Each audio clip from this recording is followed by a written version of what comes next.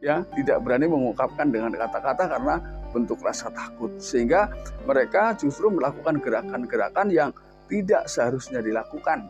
Jadi gerakan-gerakan ini memang tidak tampak normal ya, tapi seperti ada tekanan, ada satu keharusan, salah tingkah, bingung mau melakukan apa.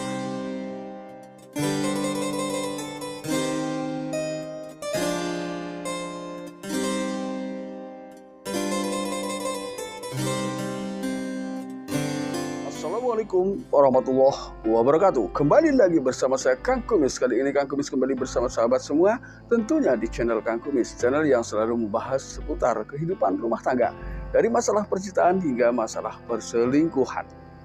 Nah sahabat, pada kesempatan kali ini Kang Kumis ingin membahas mengenai beberapa ekspresi ya yang ditunjukkan atau gelagat atau gerak-gerik pada saat istri kebetulan sedang melakukan perselingkuhan. Nah ini adalah hal yang memang gampang-gampang susah lah ya diketahui, karena bagaimanapun ketika seorang istri kemudian berselingkuh, ketika ditanya baik-baik itu sangat kecil kemungkinan untuk mengakui apa yang sedang dia lakukan.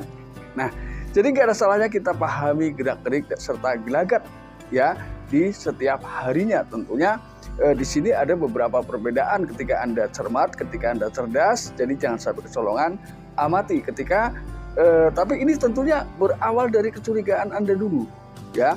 Ketika selama ini Anda merasa curiga bahwa ada sesuatu yang ganjil ya, perilaku yang terlihat pada pasangan Anda ya. Nah sahabat, namun sebelum lanjut ke topik, gak ada salahnya silakan ada subscribe, like, dan komen di channel Kang Kumis, agar sahabat semua tidak ketinggalan info dan juga kabar terbaru tentunya di channel Kang Kumis. Dan tidak lupa Kang Kumis mengucapkan banyak terima kasih kepada sahabat semua yang sudah mendukung terus channel Kang Kumis hingga saat ini. Nah, kira-kira apa saja sih perilaku atau gerak-gerik atau gelagat yang dilakukan oleh seseorang ya ketika memang pada waktu itu tentunya terjadi sebuah sinkronasi ya, ketika Anda merasa curiga, lalu Anda buat seakurat mungkin apakah memang kecurigaan Anda ini beralasan ya. Ketika kemudian Anda merasa curiga, lalu kemudian ada beberapa hal yang juga terlihat mencurigakan pada pasangan Anda, ini bisa jadi klop ya. Jadi namun hal ini pada apapun yang terjadi, ini harus diakhiri dengan sebuah pertanyaan secara langsung agar tidak menimbulkan hal-hal yang tidak diinginkan ya. Contohnya misalnya takut terjadi fitnah di tengah kehidupan rumah tangga sahabat semua. Ini sangat hati-hati sekali, beberapa kali saya tekankan ya setiap di awal saya menyampaikan hal seperti ini, karena takutnya ini justru menimbulkan hal-hal yang tadinya baik menjadi kurang baik. Yang pertama, biasanya ketika seseorang sedang memiliki seorang selingkuhan, ini sedang loh ya, bukan sudah atau setelah, tapi sedang memiliki seorang selingkuhan di luar sana. Biasanya dia kerap kali ya, jadi sebentar-sebentar dia memeriksakan matanya di cermin sambil tersenyum dan melakukan gerakan-gerakan kecil ya, gerakan-gerakan yang lemah lembut. Ini menunjukkan kegembiraan yang tersimpan dan hanya dia yang bisa tahu dan merasakan, yang diekspresikan lewat gerakan ya. Jadi divisualisasikan melalui gerakan-gerakan di setiap harinya. Nah, gerakan ini tentunya tidak selamanya seperti itu ya. Ada kalanya juga ada gerakan-gerakan lain yang justru bertentangan dengan yang pernah terjadi di hari itu ya. Sahabatku, memang banyak hal yang terjadi, keanehan-keanehan yang memang wajarlah ketika kita di dalam hati kecil kita bertanya-tanya tentang perilaku atau perubahan-perubahan yang memang terjadi secara tiba-tiba pada pasangan Anda. Mungkin awalnya pasangan Anda adalah seorang diam, bahkan tidak suka dengan lagu ya atau nyanyian. Namun pada akhir-akhir ini disadari atau tidak, ini biasa terjadi secara refleks. Dia tiba-tiba suka menyanyikan lagu-lagu yang bermakna cinta. Ini adalah menggambarkan suasana hati yang sedang ia alami saat itu ya. Apalagi mungkin tadinya sama sekali si wanita ini tidak pernah nyanyi ya, tidak pernah terlihat nyanyi. Ini biasanya tanpa sadar dilakukan pada saat dia sendiri awalnya. Namun karena situasi hati yang tidak terbendung, maka tidak menutup kemungkinan hal itu menjadi mindset dan sebuah kebiasaan. Akhirnya tanpa sadar di depan Anda pun bisa melakukan hal seperti itu. Ini yang kedua. Lalu yang ketiga, ada fase-fase tertentu, pada saat-saat tertentu dia akan mengalami terlihat gelisah.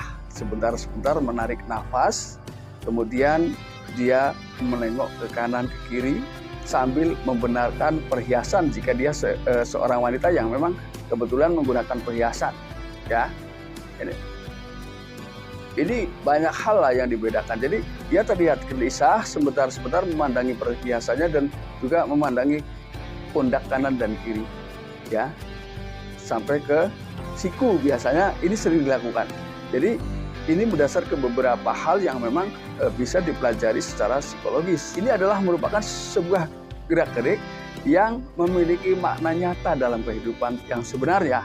Jadi gerakan ini memang bukan gerakan yang tersusun atau gerakan yang dibuat-buat, tapi ini adalah sebuah bentuk refleksi pemikiran-pemikiran yang sedang berlangsung pada seseorang di situasi tertentu.